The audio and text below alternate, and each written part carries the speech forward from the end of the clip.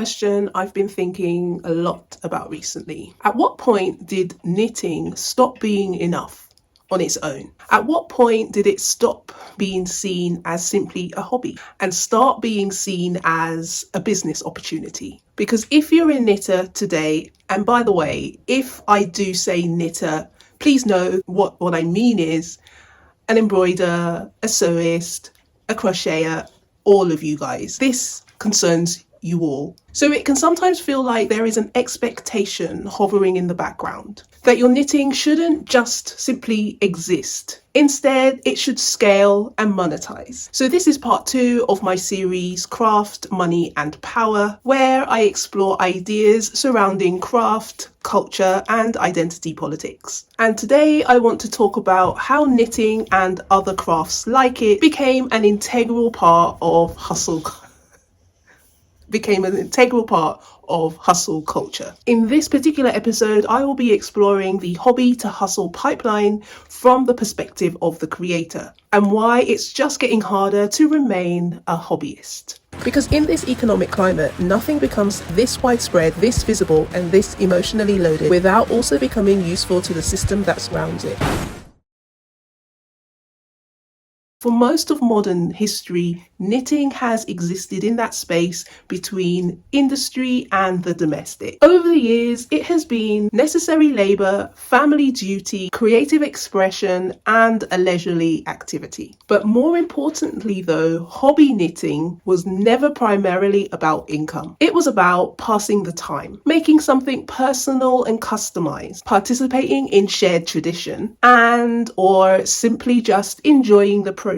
In fact, for most of the 20th century, the idea of trying to earn an income from knitting was impractical at best. Not because knitting wasn't seen as valuable, but because most people already had the skill and industrial production had already made handmade knitting economically uncompetitive. In my last episode, I talked about wartime knitting and the reasons why people were enlisted to knit handmade items for soldiers during the First and Second World War. Industrial production of knitwear just couldn't handle the sheer demand of hand-knitted items. Knitting also helped boost morale by giving a sense of purpose for the people left at home and contributing to the war effort. But hand knitting survived history by becoming something else, a hobby.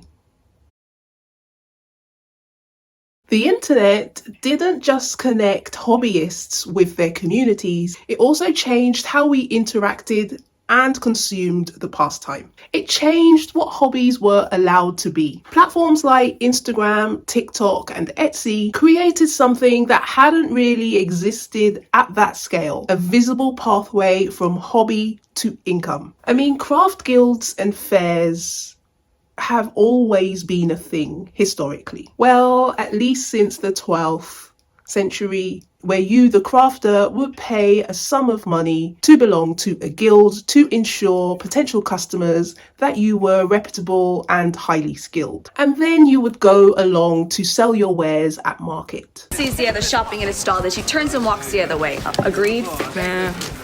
These guilds and fairs were made popular still in Britain during the 19th century with the rise of the arts and crafts movement, as a pushback to industrialization and a return to traditional skills. But with the existence of the internet, knitting was not only something that you did privately or in order to make things to sell at craft fairs, or just a knitting circle at your local yarn store or local community centre or library. It was turned into something that could be shared, branded, packaged and marketed. But we're not just talking finished objects here, but patterns, tutorials, kits, courses and content. Because once income becomes possible, that visibility changes everything.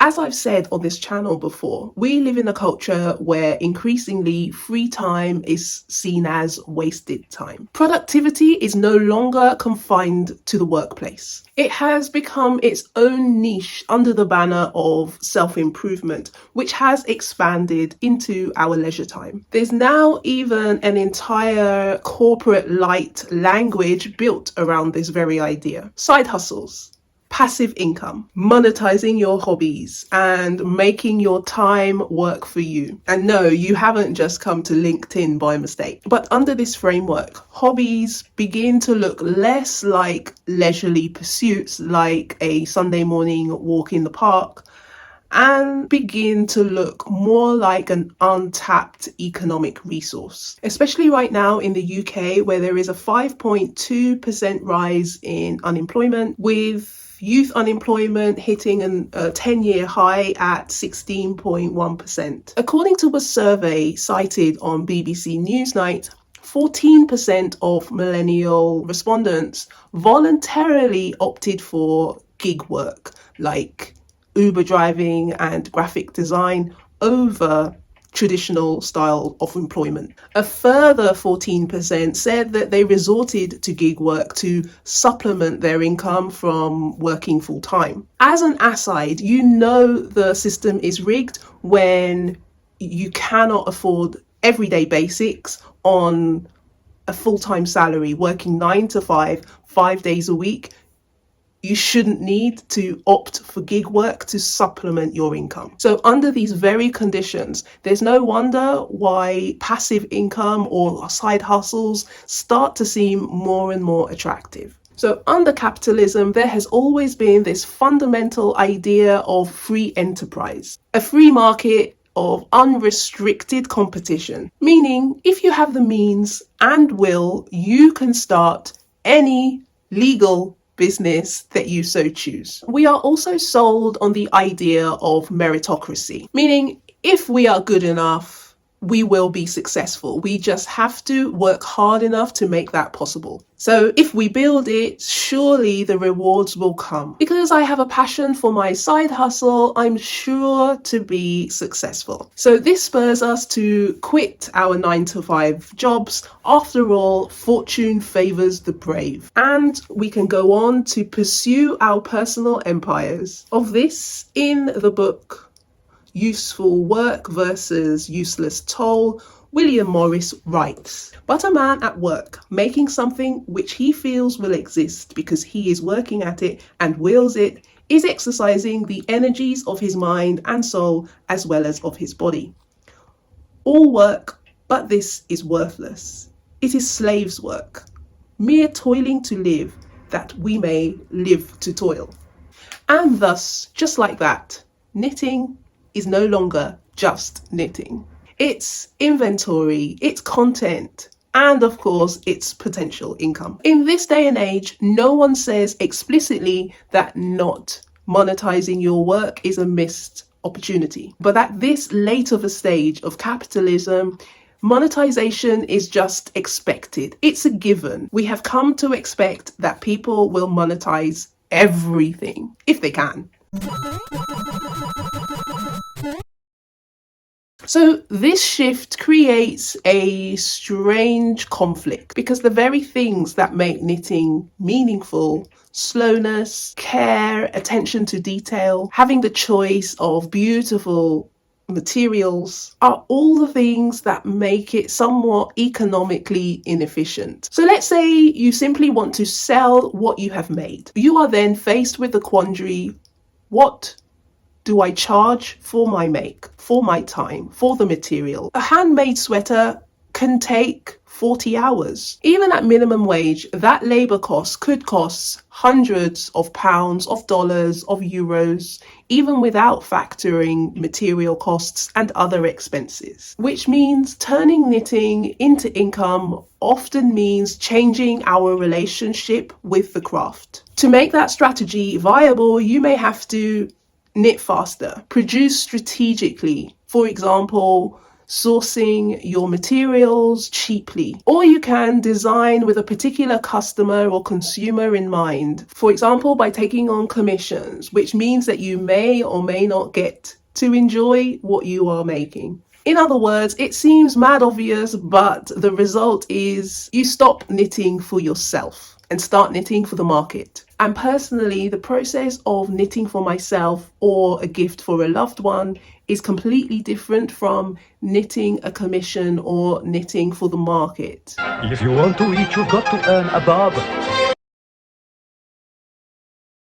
When you spend any amount of time in knitting spaces, you begin to see that monetization is everywhere. This includes pattern launches, sponsored posts and content, yarn support, hand-dyed yarn, test knit calls, and the associated marketing and labor. Members areas, Patreon tiers, and Ko-Fi donations and tips, course offerings and retreats. And over time, this inevitably changes the knitting space. It also becomes harder to distinguish between knitting as expression and knitting as production, and between making and marketing, especially for those creators who like to, let's say, blur the lines between sponsored content and materials that they have genuinely bought and loved themselves, especially with flexible use with the word gifted and not including paid partnership disclaimers in their content.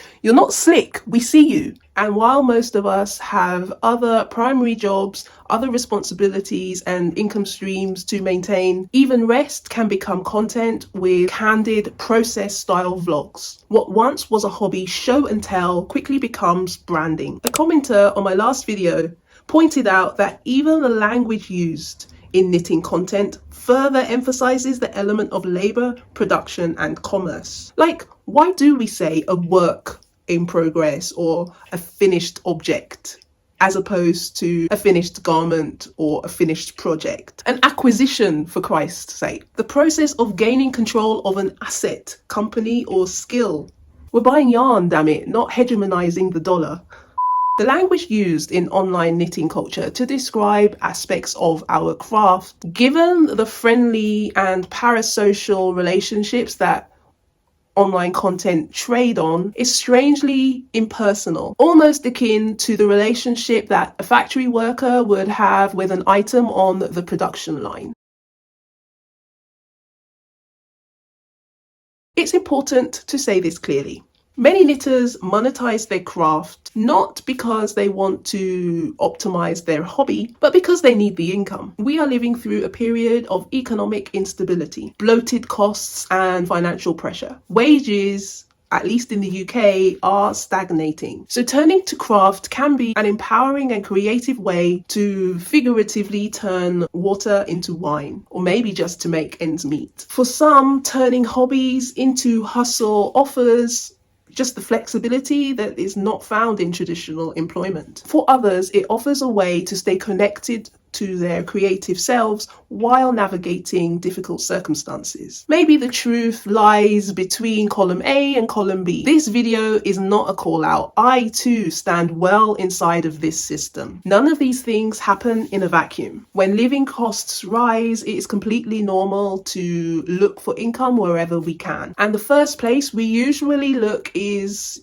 by doing something that we love. That's logical. I'm reminded of the old refrain, do what you love and never work a day in your life. That's cute, but that's not really true, is it? Because when what you love becomes how you survive, it's still work. It comes with pressure, it comes with expectation and demand. And sometimes it comes with loss, but not always, but enough so that it's something to pay attention to. Because monetizing craft is not just a choice, but it's become a symptom of the world we are living in. But something also gets lost in this shift. When hobbies become monetized, they stop feeling like emotional and mental refuge. They start to feel like obligation. Deadlines replace daydreaming of creative possibilities. Output replaces play and exploration. And the question quickly changes from what do I want to make today to what will sell, what will be popular, what will please the algorithm. Under hustle culture, even joy becomes a resource from which to tap into and extract. It often begins with work that may feel repetitive, rigid, and disconnected from who you really are. So you're told, do what you love, turn towards your hobby, towards knitting, towards something that feels meaningful. But over time, that hobby can become a hustle. You start selling patterns and sharing content, monetizing your time. And eventually, the hustle becomes work. It comes with deadlines, expectations, financial dependence. And once again, you are working. But now the work is the thing you once loved. The cycle closes. Work becomes hobby, hobby becomes hustle, and hustle becomes work. So this is where power enters the chat, because individual crafters and to a large extent individual pattern designers earn relatively very little, but the platforms benefit enormously.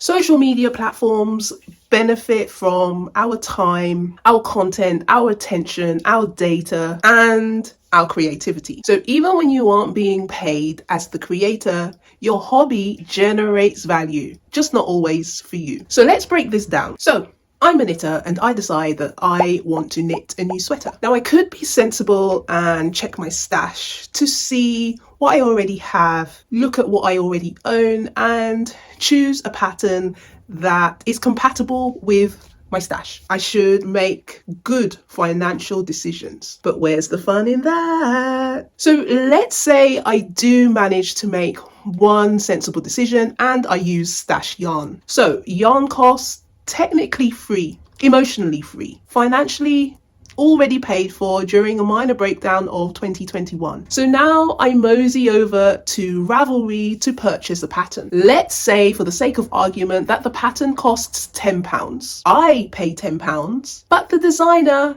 doesn't get £10, because if the designer is above the earning threshold, let's say they are, Ravelry takes 3.5% commission, which means that the designer would get £9.65. And honestly, good for them. They deserve it. After all, they wrote out a whole pattern only for me to then discard the instructions and just riff and do my own thing. But that's not the point. So anyway, I go to YouTube just to see what everyone else is knitting, just for research. This costs me £9.99 for, say, I have a family plan subscription to YouTube, which I'm happy to purchase for ad-free experience, for ad-free viewing. And YouTube does share some of that revenue and ad revenue with the creators, but only if they have at least 1,000 subscribers and 4,000 hours of watch time on their channel in a year. And even then, what creators earn from YouTube depends wildly or varies wildly. It depends on their niche, on their audience, on the time of year, on the phase of the moon, on how strong YouTube is pushing their content. But if you're here, you can reasonably surmise that knitting content is not hitting the big time, is not hitting the big bucks. So somewhere in this process, I have spent money, the designer has made some money, YouTube has made some money, Ravelry have made some money, the yarn company has made some money, some creators have made a little money, and I am left with a £200 sweater that I have knitted that would probably retail for double or treble the cost if I were to have bought it from a store. I should also add here that creators also have the opportunity to earn in other ways via affiliate links and sponsored yarn partnerships and things of that nature, and also from direct audience support on platforms like Patreon and Ko-fi, OnlyFans, knitting OnlyFans. But one of the strange contradictions with the online craft world is that visibility and financial stability are not one and the same. A creator can appear successful, they can have tens of thousands of subscribers, their videos can look calm, intentional, and creative, and they can be deeply loved and embedded in the crafting community and still be earning very little, because most forms of creator income are not stable. Advertising revenue fluctuates constantly. It also depends on your view counts, your audience location, time of year, and other factors that are completely out of creators' control. For the part of the designer, pattern sales can also fluctuate. They can spike after a new release and then dip exponentially. Income from affiliate links also depends on a creator's ability to not only get audiences to watch, but to use their links in their purchases. Even audience support, which can be argued is the stable form of income, can fluctuate as the audience's situations and income fluctuates. And behind all of this lies the invisible, unpaid labor. And within the realm of fiber arts, you have the labor associated with your original craft, and then you have the planning, the writing, the filming, the editing, the answering comments, the managing platforms, the maintaining relevance, all work that is necessary but rarely seen or counted. This creates a situation where creators may look successful way before they are actually financially stable. Aesthetic stability can truly mask economic instability, and the appearance of calm and ease can hide the reality of the precarity. When monetization is framed as the logical step for hobbyists, it can obscure how actually difficult it is to maintain. Many are simply just trying to offset the cost of participating, trying to justify the time just to make the numbers make sense. They're trying to make space for creativity inside an economy and a system that just doesn't reward it. So what we are seeing is not the absence of labor, but the aesthetic of labor made to look like leisure. So when we ask who benefits from this hobby to hustle pipeline, the answer usually isn't the knitter or the creator. I think I know somebody who might have the answer. Carl, who benefits from hustle culture? Well, Natalie, good question. It's the ones who own the means through which knitting becomes visible, marketable, and profitable. The platforms, the yarn companies, the material manufacturers, the pattern marketplaces, the advertisers, those that own the means of production and infrastructure, not the villagers populating the labour force. You have just swapped the factories and fat cat bosses for faceless platforms and algorithms. And crucially, this system does not require individual knitters and creators to be financially successful in order to be profitable. It only requires them to continue participating in order to reach the next milestone, in order to have a proverbial shot at the pie, or proverbial slice of the pie. They need to continue posting, continue buying. In this way, the hobby to hustle pipeline does not just transform knitters into entrepreneurs, it transforms them both into workers and consumers at the same time. We are all just feeding the beast just by being here.